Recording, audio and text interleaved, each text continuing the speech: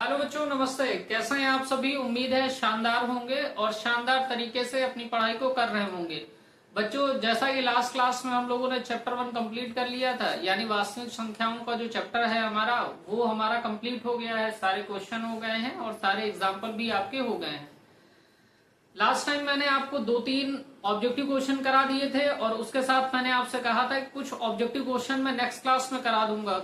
तो वही objective question आपको कराने हैं। देखिए एक एक करके आप ऑब्जेक्टिव क्वेश्चन। बच्चों देखिए, यहाँ आपसे क्वेश्चन नंबर 4 लिखा हुआ है। क्वेश्चन नंबर 4 आप देखिए क्या कह रहा है। क्वेश्चन नंबर 4 कह रहा है, निम्न में से कौन सी संख्या परिमेय संख्या है।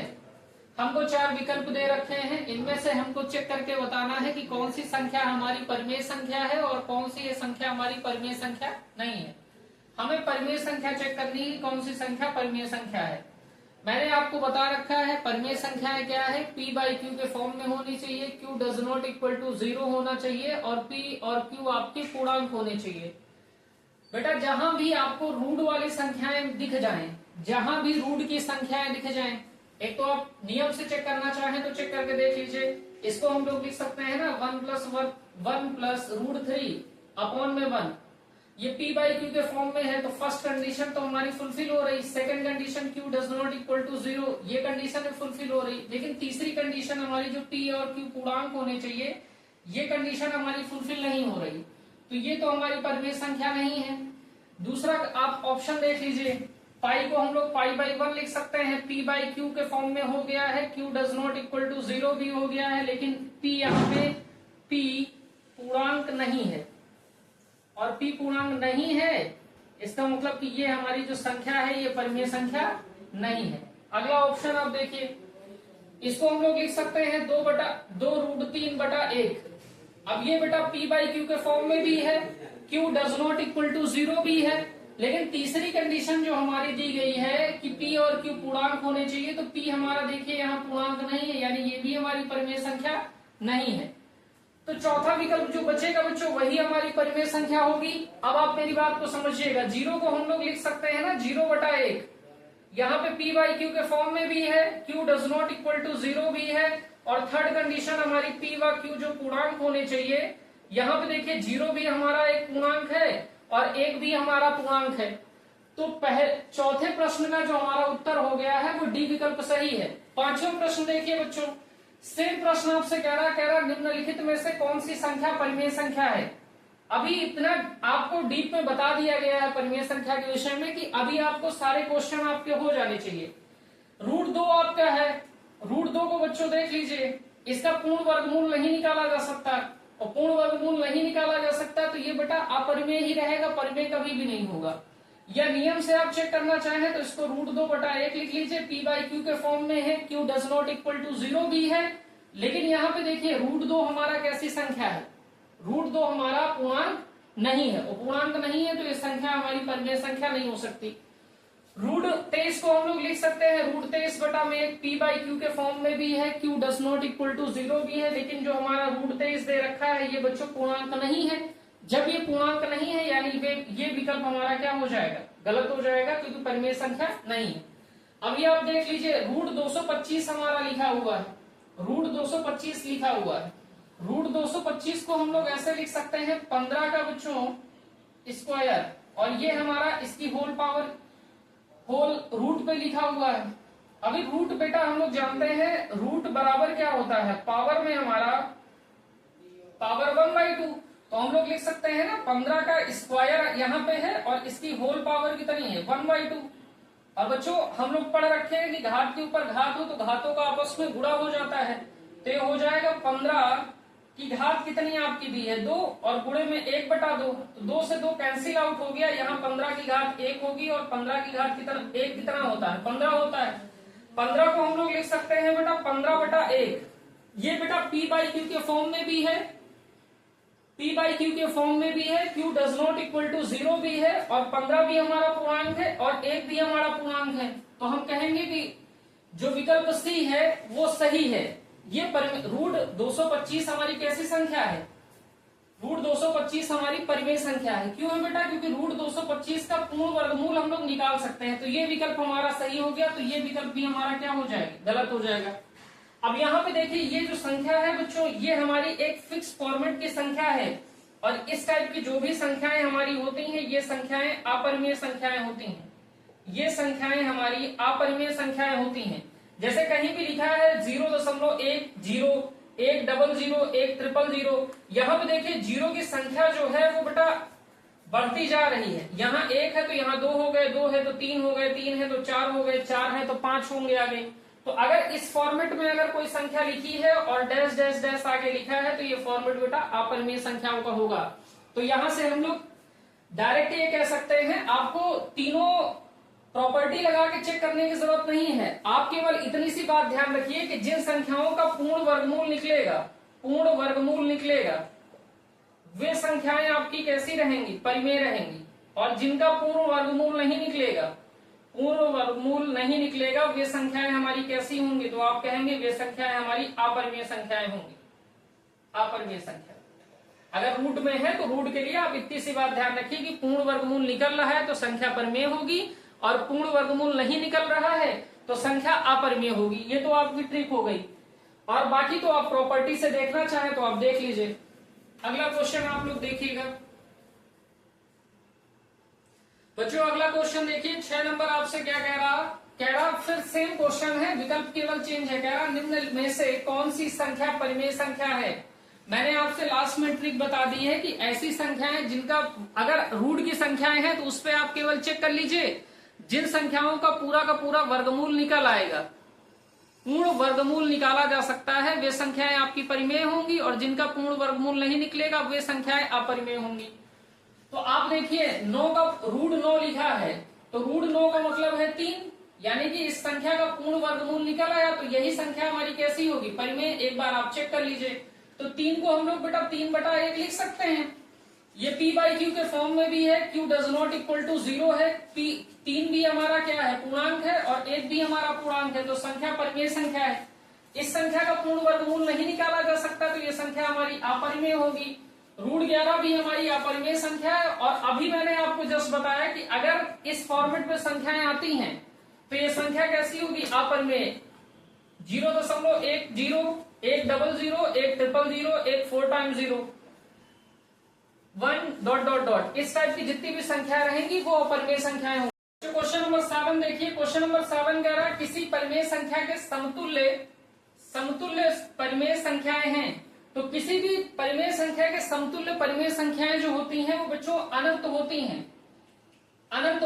अभी समतुल्य परिमेय संख्याएं होती क्या है ये आप समझ लीजिए। ऐसी परिमेय संख्याएं जो तुलनात्मक रूप से समान हो, समतुल्य परिमेय संख्याएं कहलाती हैं। जैसे उदाहरण के लिए हमने एक परिमेय संख्या ले ली बेटा 1/2। अब इसमें सेम नंबर से अंश में भी मल्टीप्लाई करें और सेम नंबर से हर में भी मल्टीप्लाई करें, जो रिजल्ट हमको मिलेगा वो रिजल्ट हमारा समतुल्य परिमेय संख्या होगा। जैसे हमने क्या किया है, 1/2 में अंश में भी 2 से गुणा कर दिया है और हर में भी 2 से गुणा कर दिया है। तो आप जानते हैं भिन्नों का गुणा करना कि 1 में 2 से गुणा होगा 2 हो जाएगा, 2 का 2 में गुणा हो जाएगा 4 हो जाएगा। अगली संख्या से मल्टीप्लाई करिए बेटा। 1/2 में हमने क्या किया है, अंश में 3 से गुणा कर दिया है और हर में भी 3 से गुणा कर दिया। 1 का 3 में गुणा कर देंगे तो 3 आ जाएगा, 2 का 3 में गुणा कर देंगे तो 6 आ जाएगा। 1/2 में हमने अंश में बेटा 4 से गुणा किया है और हर में भी 4 से गुणा किया। 1 का 4 में गुणा कर दिया 4 हो गया, 2 का बेटा 4 में गुणा किया 8 हो गया। 1/2 है बेटा, तो हम 5 से गुणा कर दीजिए आप, तो 5 × 9 5 हो गया और 5 दूनी आपका 10 हो गया। तो हम कहेंगे 1/2 के समतुल्य परिमेय संख्याएं बेटा 2/4, 3/6, 4/8, 5/10, और ऐसे ही जो नंबर आप रखते चले जाएंगे आगे की समतुल्य परिमेय संख्याएं निकल आएंगी। अब देखिए बेटा अगर 2 से इसको डिवाइड कर दे तो 1/2 ही तो मिलेगा। इसको 3 से डिवाइड कर दीजिए तो 3 × 9 3, 3 दूनी 6, 1/2 ही मिलेगा। इसको 4 से डिवाइड करिए 1/2 मिलेगा। इसको 5 से डिवाइड करिए 1/2 ही मिलेगा। तो ये बेटा जो संख्याएं निकाल के हम लोग लाए हैं ये संख्याएं हमारी कहलाती हैं समतुल्य परिमेय संख्याएं, समान रहती हैं तुलनात्मक रूप से। तो बेटा किन्हीं भी परिमेय संख्या की जो समतुल्य परिमेय संख्याएं होती हैं वो बच्चों कितनी होती हैं, तो आप कहेंगे वो अनंत होती हैं। इसी के साथ में एक क्वेश्चन आप फटाफट और नोट कर लेंगे। एक क्वेश्चन मैं तुरंत आपको करा दे रहा हूं यहाँ पे, देखिए क्वेश्चन नंबर 8 देखिए।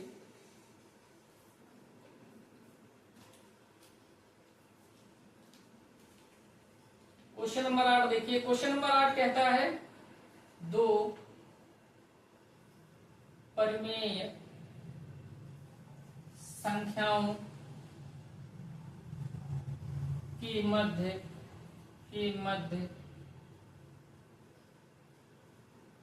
परिमेय संख्याएं होती हैं। ऑप्शन आपको दिए दे रहा हूं। ए ऑप्शन आपका 1 है, सी ऑप्शन बी और डी। बी ऑप्शन में आपको दे रखा है अनंत, सी ऑप्शन में आपको दे रखा है 2 और डी ऑप्शन में दे रखा है 4। बच्चों कह रहा है दो परिमेय संख्याओं के मध्य परिमेय संख्याएं होती हैं। तो हम लोग जानते हैं दो परिमेय संख्याओं के मध्य परिमेय संख्याएं आपकी होती हैं अनंत। किन्हीं भी दो परिमेय संख्याओं के मध्य में अनंत परिमेय संख्याएं होती हैं, और जो हमारी समतुल्य परिमेय संख्याएं होती हैं वो भी कितनी होती हैं, अनंत होती हैं। वो भी कितनी होती हैं, अनंत होती हैं। अगला क्वेश्चन देखिए बच्चों आप लोग, अगला क्वेश्चन देखिए बच्चों, क्वेश्चन नंबर 9 क्या कह रहा किन्हीं धनात्मक पूर्णांकों ए और बी के लिए कह रहा ए बराबर मासा ए बी का गुणे बी, और दूसरा विकल्प कह रहा है ए गुणा बी बराबर लासा ए बी का, तीसरा विकल्प कह रहा बी बराबर मासा ए बी का गुणे लासा ए बी का, और चौथा विकल्प हमसे कह रहा है कि ए क्रॉस बी बराबर मासा ए बी का गुणे लासा ए बी का। तो बच्चों हमारे पास अगर कोई भी दो धनात्मक पूर्णांक दिए हैं ए और बी, कोई भी धनात्मक पूर्णांक ए और बी दे रखे हैं, कह रहा इन चार में से कौन सी कंडीशन सही है। विकल्प मैंने आपको बता दिए।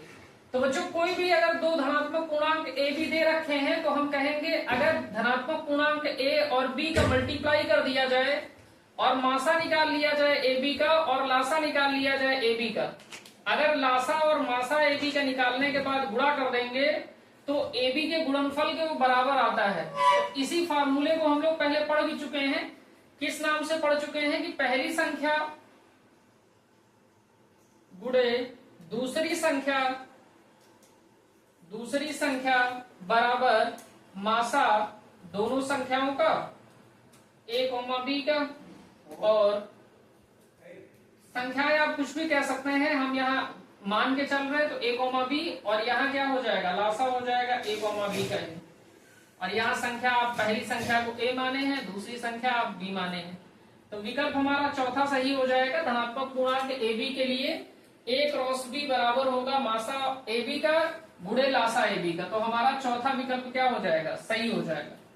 ये बहुत फेमस फार्मूला भी है बच्चों की, ए गुणे बी यानी पहली संख्या गुणे दूसरी संख्या बराबर ए बी का मासा गुणे ए बी का लासा, यानी दो संख्याओं का लासा और मासा का गुणनफल जो होता है वो दोनों संख्याओं के गुणनफल के बराबर होता है। अगला क्वेश्चन आप देखिए, कह रहा है कौन सी संख्याएं सह अभाज्य संख्याओं का युग्म है। मैंने आपसे पहले बता रखा है कि सह अभाज्य संख्याएं क्या होती हैं, जिनमें बेटा कॉमन कुछ भी ना मिले, एक को छोड़ के कुछ भी कॉमन ना मिले।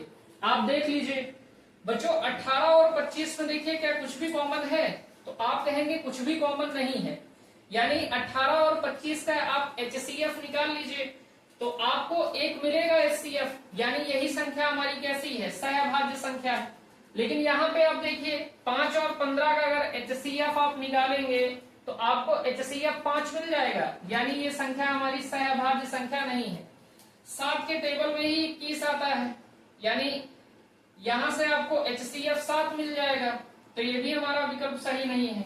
यहाँ देखिए 31 का 93 आपका होता है, तो 31 आपको HCF मिल जाएगा, यानी ये भी हमारा विकल्प क्या है, गलत है। तो जहां पे सहअभाज्य संख्याओं की बात करेगा तो आपको देखना है कि किन संख्याओं का जो HCF रहेगा वो 1 है। जिसका भी HCF बच्चों 1 रहेगा वही संख्या आपकी जो रहेगी वह सहअभाज्य संख्या होगी। अगला क्वेश्चन देखिए बच्चों,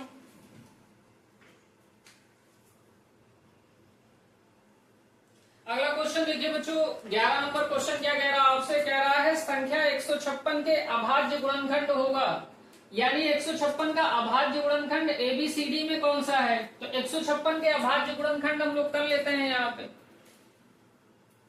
तो बेटा अभाज्य गुणनखंड करिए, 2 से काट लीजिए, 2 सत्ते आपका 14 हो जाएगा, एक बचेगा पीछे लगा लीजिए 16 हो जाएगा, 2 अट्ठे 16 हो गया, 2 से काट लीजिए, 2 तिहाई आपका 6 हो गया, एक बचेगा 18 हो जाएगा, 2 निम्मा 18, 3 से काट लीजिए, 3 एकन्नम 3 हो गया और 3 तिहाई आपका 9 हो गया, 13 से काट लीजिए, 13 एकन्नम 13 हो गया। तो हम लोग यहाँ पे 156 को क्या लिख सकते हैं, 156 बराबर आ गया है 2 गुणा में 2 गुणा में 3 गुणा में 13। अब यहां से देख लीजिए 2 बार है तो 2 का स्क्वायर हो गया, 3 हो गया और 13 हो गया। तो 156 के जो अभाज्य गुणनखंड आ गए 2 का स्क्वायर गुणे 3 गुणे 13, तो 2 का स्क्वायर गुणे 3 गुणे 13, यानी विकल्प हम लोग का कौन सा सही है, सी विकल्प हम लोग का सही है बच्चों, सी विकल्प हम लोग का सही है। अब इसी के साथ में क्वेश्चन नंबर 12 भी देखिए, क्वेश्चन नंबर 12 आपसे कह रहा है संख्या 156 के अभाज्य गुणनखंडों में अभाज्य गुणनखंडों की घातों का योग है। कह रहा है 156 के जो अभाज्य गुणनखंड हम लोगों ने कर रखे हैं उन अभाज्य गुणनखंडों में घातों का योग क्या है। अब मेरी बात को समझिएगा, यहाँ पे हम लोगों ने अभाज्य गुणनखंड पहले से कर रखे हैं, तो अभाज्य गुणनखंड हमारे बेटा 156 के क्या है, तो आप कहेंगे 2 का स्क्वायर है गुणे 3 है गुणे 13 है। अब यहाँ पे देखिए बेटा 2 हमसे घातों का योग पूछ रहा है, घातों का योग। अब घातों का योग देखिए बच्चों, 2 की यहाँ पे घात कितनी है, तो आप कहेंगे 2, बीच में प्लस, 3 की घात बच्चों कितनी है, तो आप कहेंगे 1 प्लस 13 की घात कितनी है 1, तो यहाँ 2 1 3 हो गया, 3 1 4 हो गया। तो बेटा घातों का जो योग होगा वो कितना होगा 4। तो आप कहेंगे विकल्प हमारा यहाँ पे सही हो जाएगा पहला, यानी ए विकल्प हमारा सही है। तो उम्मीद है बेटा ये कॉन्सेप्ट आपको समझ आया होगा। और एक बात मेरी समझिएगा, सारे के सारे क्वेश्चन किसी न किसी बोर्ड में प्रीवियस ईयर में पूछे ही गए हैं, तभी मैं आपको करा रहा हूं। आइए अगला क्वेश्चन देखिए,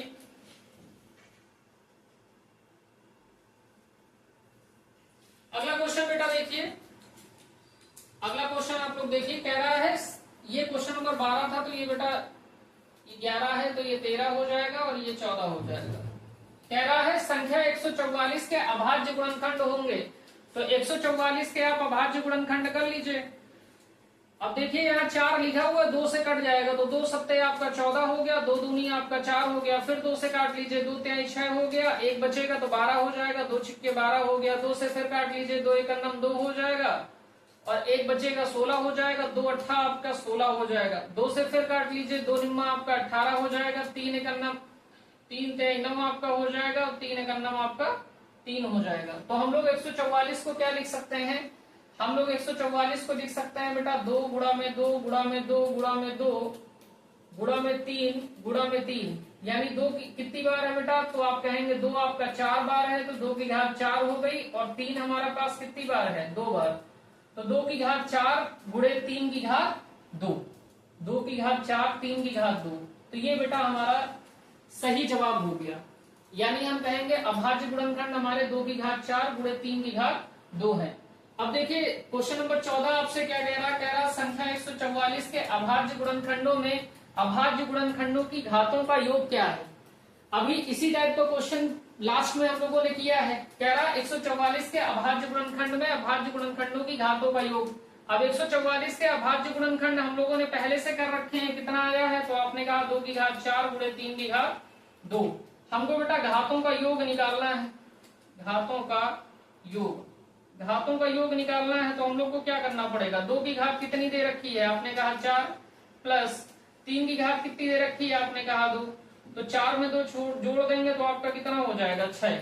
तो 6 किस विकल्प में है, चौथे विकल्प में 6 दे रखा है, तो विकल्प डी हमारा क्या हो गया, सही हो गया। इतनी चीजें हैं आपकी। अगला क्वेश्चन आप लोग देखिए बच्चों, अगला क्वेश्चन देखिए बच्चों, कह रहा है a बराबर दे रखा है 2 की घात 3 गुणे 3 गुणे 5 की 5 तथा b बराबर दे रखा है 2 की घात 3 गुणे 3 का लासा है। बच्चों लासा निकालने के लिए मैंने आपको बता रखा है, कभी भी आपको अभाज्य गुणनखंड दे रखा है और लासा निकालने को आपको कह रहा है, तो जो दिए गए अभाज्य गुणनखंड हैं उसमें से प्रत्येक अभाज्य गुणनखंड लेना है प्रत्येक अभाज्य गुणनखंड लेना है अधिकतम घात के साथ। तो अभाज्य गुणनखंड हमको लेने हैं अधिकतम घात के साथ। ए हमारा दे रखा है 2 की घात 3 गुणे 3 गुणे 5। बी हमारा दे रखा है 2 की घात 3 गुणे 3। इतनी सी बात दे रखा है। हमको लेना क्या है, लासा निकालना है, यानी हमको लेना है प्रत्येक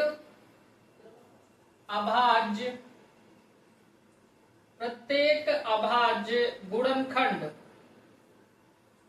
अधिकतम घात के साथ, अधिकतम घात के साथ। अब यहां से देखिए बेटा, एलसीएम आपको निकालना है ए बी का। समझिएगा मेरी बात को, अधिकतम घात के साथ लेना है। यहाँ 2 की घात 3 है, यहाँ 2 की घात 3 है, अधिकतम घात भी 2 की घात 3 ही होगी। बच्चों यहाँ 3 की घात 1 है, यहाँ भी 3 की घात है, तो 3 की अधिकतम घात 3 की घात 1 ही होगी। मैंने यहाँ कहा कि प्रत्येक अभाज्य गुणनखंड लेना है। यहाँ 5 नहीं है लेकिन यहाँ है, तो हमको 5 क्या करना होगा, लेना होगा। क्यों लेना होगा, क्योंकि हम एलसीएम निकाल रहे हैं और एलसीएम में प्रत्येक अभाज्य गुणनखंड हमको लेना होता है अधिकतम घात के साथ।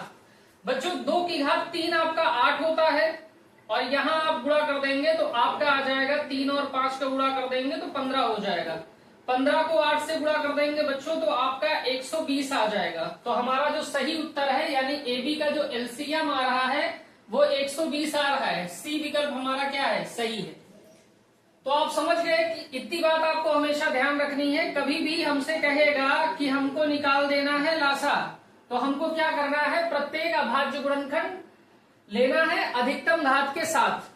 अगला क्वेश्चन आप देखिए, कह रहा ए बराबर दे रखा है x³ y² तथा b बराबर xy³ कह रहा है का मासा ज्ञात कीजिए। मासा बेटा कभी भी निकालने को कहे तो आपको देखना है उभयनिष्ठ अभाज्य गुणनखंड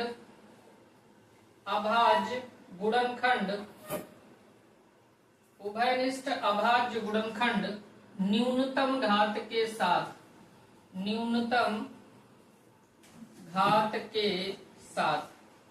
हमको उभयनिष्ठ अभाज्य गुणनखंड लेने हैं न्यूनतम घात के साथ। यहाँ ए जो हमारा दे रखा है वो दे रखा है x³ y², बी जो दे रखा है बच्चों xy³ दे रखा है।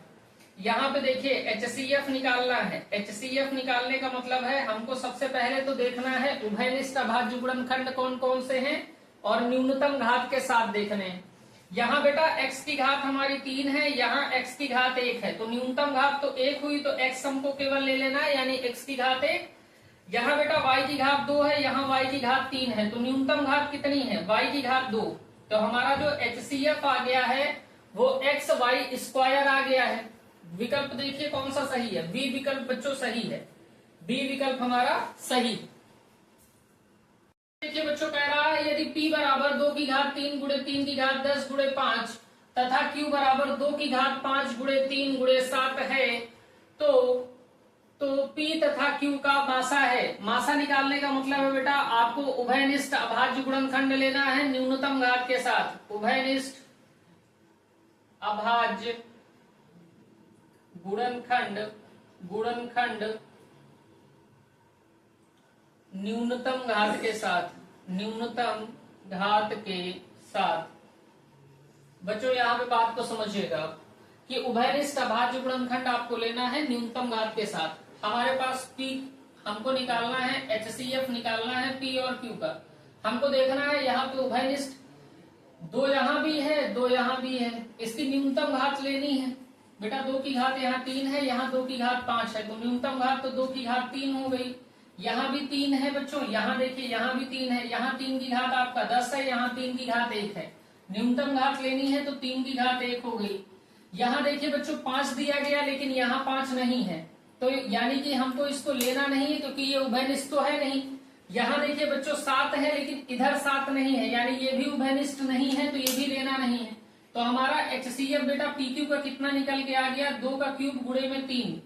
हमारा कौन सा विकल्प में है, बी विकल्प में लिखा हुआ है 3 गुणे 2 का क्यूब, या इसी को हम लोग लिख सकते हैं 2 का क्यूब गुणे में 3। तो हमारा विकल्प कौन सा सही है बच्चों, बी सही है। अब अगला क्वेश्चन आप लोग देखिए, क्वेश्चन कह रहा है 2 की घात 4 गुणे 3 की घात 4 गुणे 5 की घात 3 और 2 की घात 2 गुणे 3 की घात 6 गुणे 5 की घात 5 गुणे 7 की घात 2 का लासा है।